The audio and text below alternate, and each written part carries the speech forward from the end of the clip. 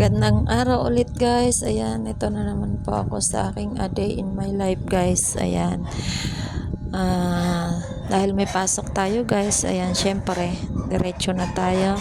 Lakad na naman. At syempre, di maiiwan ang aking baby. Ayan, dahil wala pa naman siyang pasok guys. At siya naman ay panghapon. Kaya kasama na naman syempre. Ayan.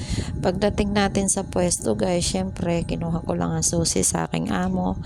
Tapos diretso na ako sa loob guys dahil naghihintay na ang ating trabaho. Ayan, dahil alam ko naman kaagad guys kung ano yung gagawin ko. Syempre, ayan na agad, nagsisimula na tayo kaagad-agad para mas maaga tayong makapagdala ng ating mga supply sa ating mga kasuki-sukian. Ayan guys. Ayan. Dati guys, nung una-una ako dito, nung pumasok ako dito guys, siguro mga ilang araw lang. Yung nilagnat ako siguro kasi yung medyo yung pagbubuhat ng mga galon guys. Ayan. Pero nung nagtagal naman na ako guys, nasanay na ako. Ayan, kasi medyo matagal na rin ako dito guys, parang taon na rin yata. Parang taon na. Ayan, kaya nasanay na ako. Tsaka sanay naman tayo sa hirap guys. Yun nga lang siguro nung una kasi guys, nanibago lang ako na medyo kasi yung pagbubuhat ng galon guys, lalo ito yung mga ganitong galon, yung bilog, medyo baga pulto siya, yung may impact baga yung bigat, ganon.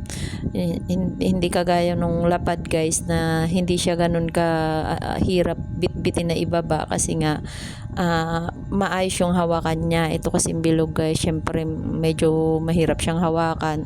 May time pa nga guys na dumudulas siya.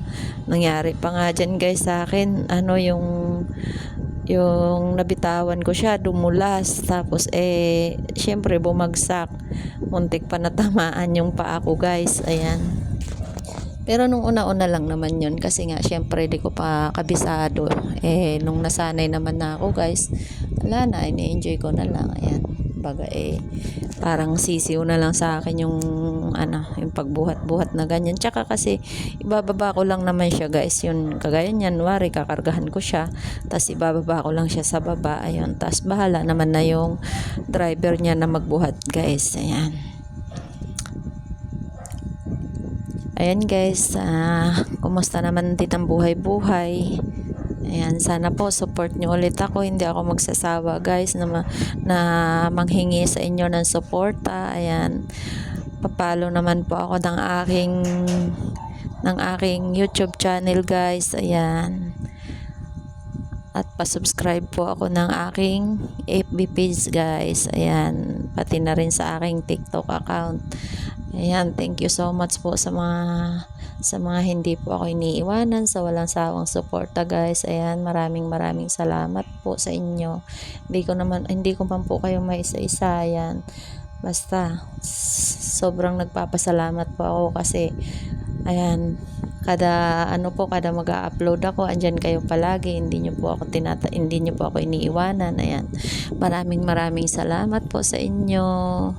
Sobrang thank you so much. Ayan guys, pagkatapos ko guys magkarga, yan medyo hapon na. Ayan, linis naman tayo guys ng pwesto kasi syempre tubig guys, yan, isa sa maselan na pangangailangan natin sa yan guys, sa ating katawan, yung iniinom baga natin na tubig. Dapat lagi nating sigurado na malinis yan, ganyan, lalo na sa mga bata guys. Syempre maselan, kailangan laging malinis.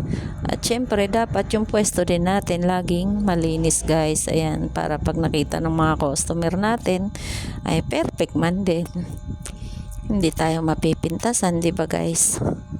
Ayan, kaya naman sa araw-araw talaga guys, lagi talaga ako naglilinis dyan, lalo na kapag pauwi na ako guys. Gusto ko kasi malinis para pagpasok ko ulit sa umaga, o syempre, pag open mo pa lang, makikita mo malinis na.